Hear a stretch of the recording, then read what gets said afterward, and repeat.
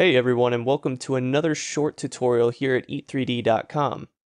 Today we're going to be going over how to create a smoke-like material within the UDK game editor. We'll start off with a pack texture created inside of Photoshop, and utilizing the different grayscale images packed within the actual channels, we will then use that in our material to create specific effects. We'll be creating several levels of detail and movement within our material, and then create a simple particle system where we can demo how this material will work within our game level. Let's go ahead and get started. So for the purpose of this tutorial, I've created a 2D texture here inside of Photoshop, which if we take a look at it, it's just 3 different grayscale images that I've created, all packed into the red, green, and blue channels. And this will be available for download, so if you would like to use this one, you can, or you can create your own custom. I just use simple Photoshop filters to create smoke and a couple different gradient variations. So now we're going to go into our materials here, and we're going to right click inside of our content browser and choose new material from the drop down. So we'll get this dialog box, and basically in here we can just put the name of the package that we want this material to be created in, also the grouping if you would like grouping, and the name of the material. So I'm going to call this eSmoke Matte 02. So once I've activated some of these windows here, I'm going to go to my content browser, drop back to my textures group, select my texture, and holding the T key, I'm going to left click in my material editor. And now a couple things that we need to set up inside of this material for it to work properly. So let's drop down into the material properties here, and let's change the blend mode from blend opaque to blend additive. We're also going to change the lighting model from MLM Phong to MLM unlit. Okay, once that's done, we can move on. And for the first thing here, we're going to be creating the dominant smoke effect. So to start off, we're going to add a multiply node and a constant 1 vector, and I'm going to multiply the blue channel here, and I'm going to put in a value of 0.6. We can now see that our smoke grayscale image is active, and I'm going to plug this into the emissive channel.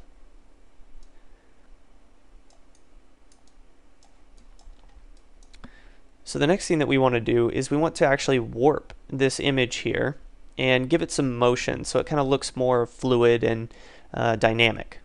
So to do that, we're going to place an add node behind this. We're going to also create another one, as well as a new coordinates, new texture coordinate. And we're going to create a panner node. We'll also create another multiply, a constant 1 vector, and another panner node. So this seems pretty hectic at the moment, but I'll explain it, and it'll be pretty simple once you get the idea of what we're actually setting up here. So I'm going to also copy my texture sample and bring this back right here. So if I were to just demonstrate this at its simplest form, we could take the blue channel, for instance, and multiply this by a value.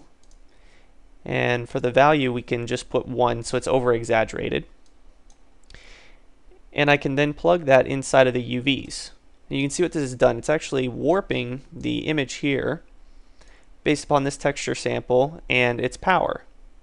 So by changing its overall power, we can change its influence on the other texture sample. So if we put 0.1, we can see that the warp is very subtle.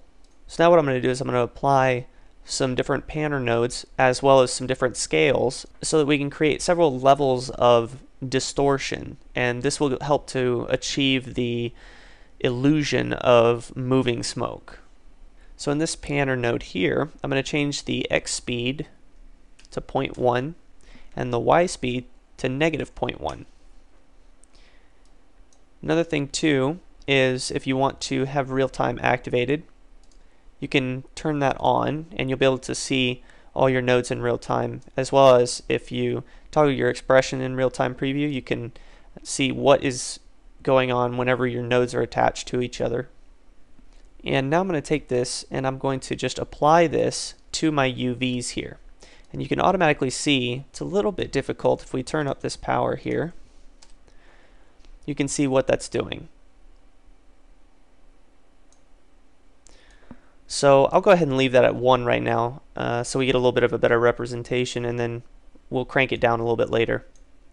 So here inside of this texture coordinate, I'm going to change the tiling by applying 0.5 to both the U and V tiling. And I'll place that into the coordinates here on this panner node.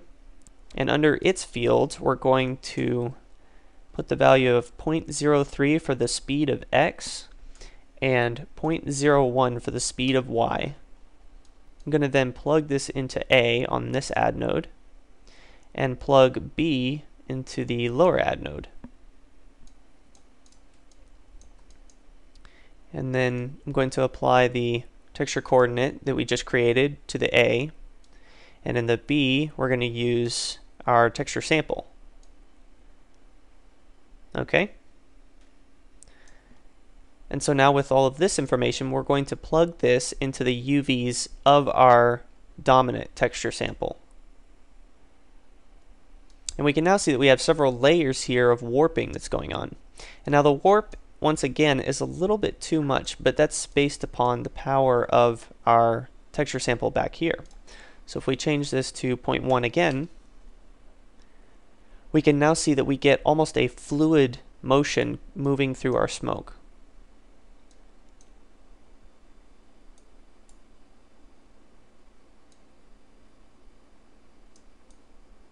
So this little section is done.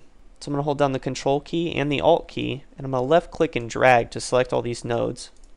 And I'm going to right click and choose New Comment. And this will be the smoke dominant.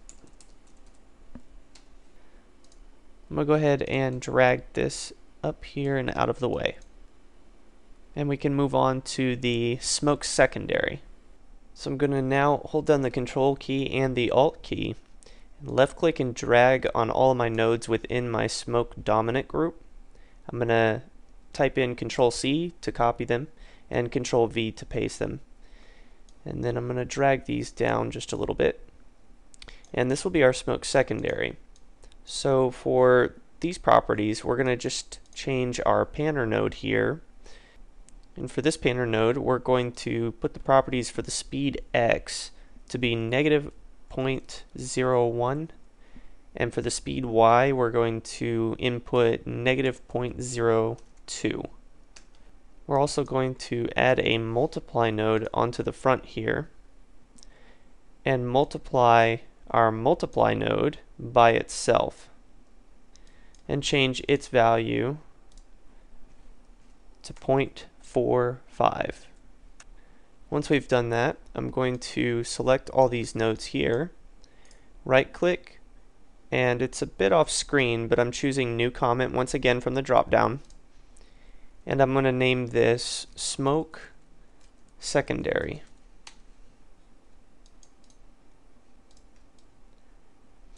And I'm also going to add an add node and add the dominant smoke with the secondary smoke. Now we'll create a detail pass, and we'll do that by utilizing our smoke secondary and once again just altering some of the properties inside of this node group. So I'm going to select all these nodes here and once again copy and paste them, drag them down, and we're going to change the panner node here at the top to 0.1 in the speed of X and negative 0.1 in the speed of Y. Also in the value here for our texture sample, which is our distortion strength, we're going to change the amount to 0.5. And in our texture coordinate here, we're going to change the tiling for U to 1 and V to 2. Now that we have that, I'm going to also change the power of our texture sample here and everything behind it to point to, and I'm going to add another add node here, and I'm going to add our multiplied value by our non-multiplied value. Once that's done, we're going to select all these nodes here and create a new comment, and this comment will be called our detail pass.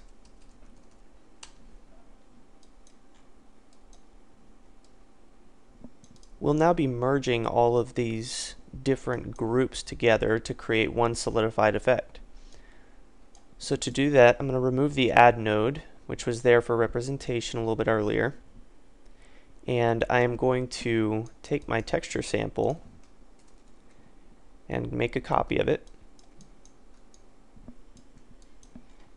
And I'm going to add a multiply node and a linear interpolate.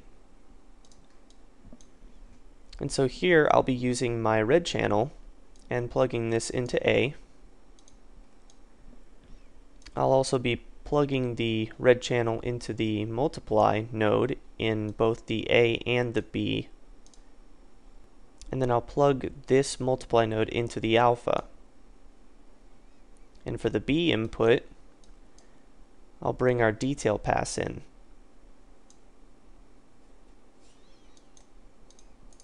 So if you right click on a node, there's actually an option at the bottom that says preview node on mesh. So we can see what that looks like on our plane. And that's looking pretty good. So I'm now going to create another linear interpolate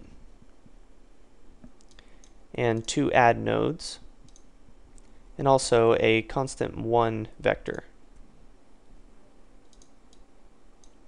And I'm going to leave the constant 1 vector at a power of 0 and plug this into A. And I'll plug the add node into the second add node in the A input. And in the B input of the second add node, I'll plug in my detail pass.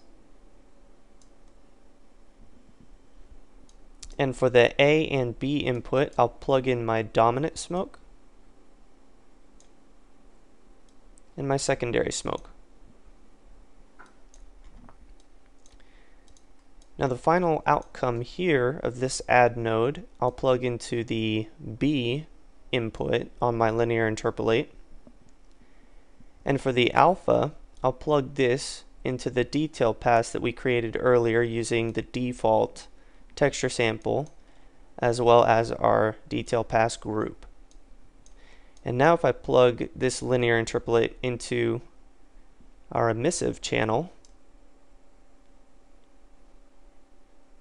and I deactivate my preview by clicking stop previewing node,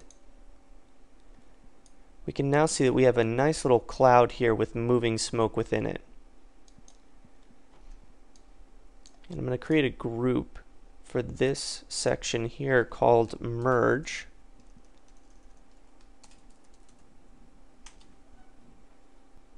So if we do a little recap, what we've created is a dominant smoke, which is our main movements, a secondary smoke, which is some more kind of detailed, fine movements in a little bit of a different direction. We've also created a detail pass, which is actually taking parts of the smoke and emphasizing them, as well as blending the two passes for the smoke dominant and the smoke secondary together. And we've plugged all that into two different linear interpolates using the texture sample and our smoke secondary and smoke dominant. And our end result is a masked out little cloud of smoke that's moving, which is perfect for using in a particle simulation. Since our goal here is to use this inside of a particle system, there's several different things that we'll encounter that'll cause problems later on. So go ahead and take steps to try to counter those problems that might occur in the future. So I'm going to select all of my groups here and move them back to give us some more room. And one of the problems that we will face is whenever this smoke particle is filling a room and the camera gets too close, you'll actually be able to run through the plane in which the material is being emitted on. And this can cause a really unrealistic effect. So to counter this issue, we're going to create a small node group which will allow the particle to fade out as the camera gets closer to it. So the first thing that I'm going to do is reactivate my material expressions window here. And I want to grab a pixel depth node, a constant 1 vector, a multiply node, a depth biased alpha, and another multiply node. And so we're going to give this a very small value, something like 0.01, and multiply this by our pixel depth node, and plug this into the alpha. And if I were to simply plug this into the opacity, we would notice that as I zoomed in closer to this material on this plane, it would start to dissipate and disappear. So the camera can never get close enough to really see that plane clipping. Now another thing that we need to do is we need to change our depth biased alpha, because right now the bias is very small.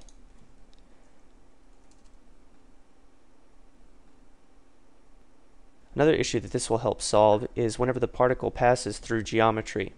Normally it would be very easy to see the material riding right up against the geometry surface, but having a larger scale, we'll be able to make the material fade out before it actually reaches the geometry. So for the very last thing that we're going to do is we're going to create a power level. So to do this, we're going to create 2 multiply nodes, a constant 1 vector, and we're also going to add a vertex color.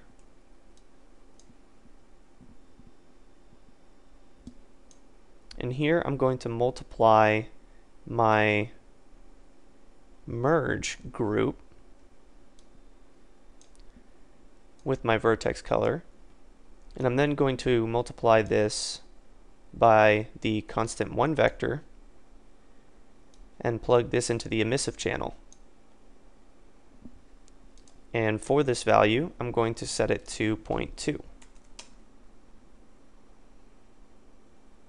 So it seems very faint in the viewport, but whenever we have it in game, it'll actually compile on top of itself and create several layers which will look very realistic, and if it was too bright, then it would overblow very easily. So we're trying to avoid that. And to try to keep this as clean as possible, I'm going to categorize things a little bit better.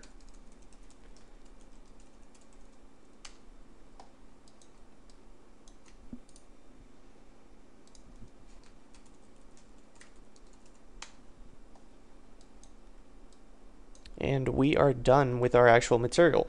So let's go ahead and jump over to our particle system and see if this thing works out.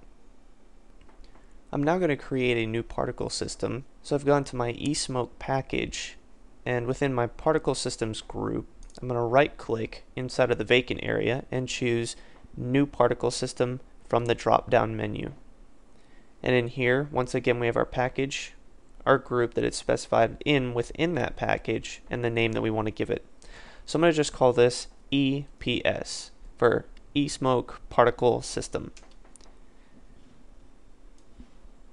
And now Cascade opens up with our particles being emitted. And I'll go ahead and reactivate my grid, which you can toggle using the grid icon here. So what I want to have happen here is the particles to be emitting very slowly and kind of drift up into the air. So to do that, we're going to first go to our required tab, and here in the emitter drop down, we have our material parameter.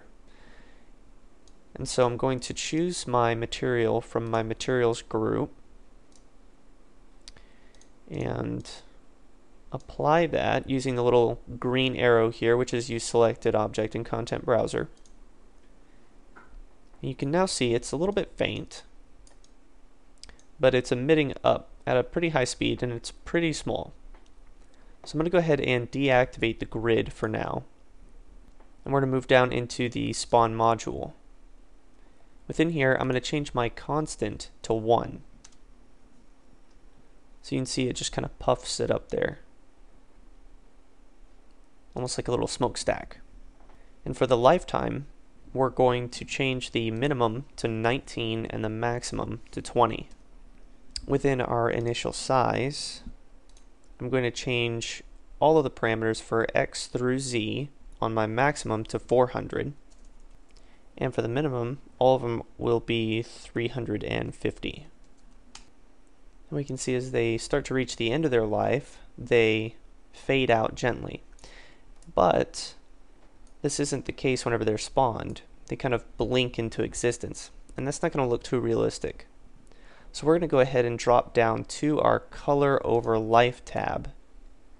We're going to click our little graph icon here, and that'll show us our graph on the right hand side inside of our curve editor. And so here we can see that at birth it starts off at a value of 1, which is not what we want.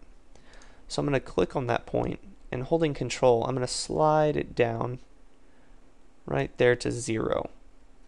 And holding Control again, I'm going to just left click on the line and pull this up slightly above 0.9.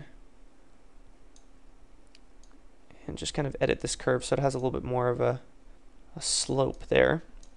And now we can see that the particles slowly emit in. So it's not that really harsh blink. It's much more believable.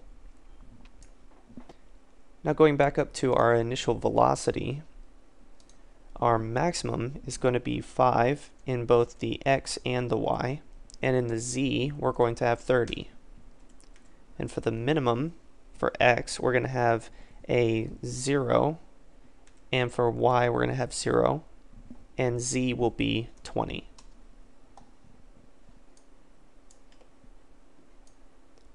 So we can see that this is a much more local effect. It's not really spreading way up into the sky.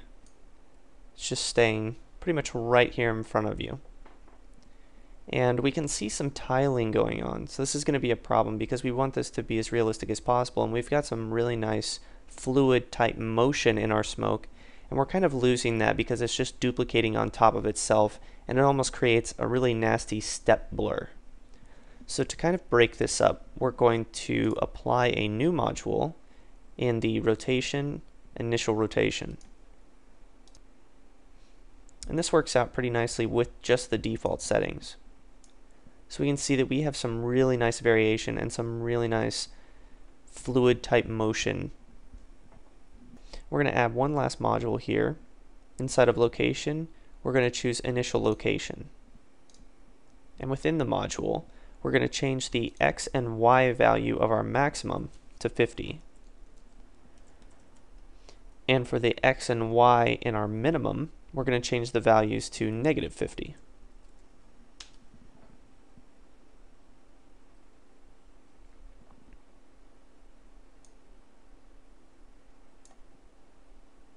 So we can really see now how this has created a very stylized and realistic smoke effect. So once you have that done, you can take a snapshot of this by using the little save thumbnail image icon here. Close down your particle system, and we can now see our new particle system that we have. So I can simply click and drag that onto my builder brush within my game environment.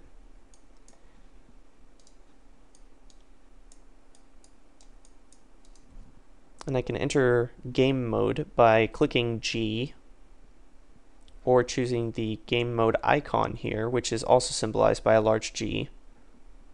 And I'll activate real time. And we can see how this is a very nice subtle effect. Here I've also applied this to a scene.